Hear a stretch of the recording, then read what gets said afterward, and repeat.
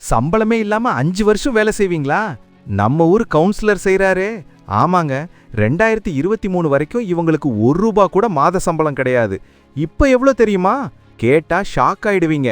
உங்க தெருவுல லைட் எரியலனாலும் குப்பை வண்டி வரலனாலும் நாம முதல்ல தேடுறது வார்டு கவுன்சிலரை தான். நம்ம கூடவே சுத்துவாங்க, நம்ம வீட்டு விசேஷத்துக்கு வருவாங்க. ஆனா மேட்டர் என்னன்னா, 2023க்கு முன்னாடி வரைக்கும் மீட்டிங் போனா மட்டும் வெறும் ₹850 தான் இவங்களுக்கு வரும். பின்ன எப்படிங்க இவ்வளோ செலவு பண்றாங்க?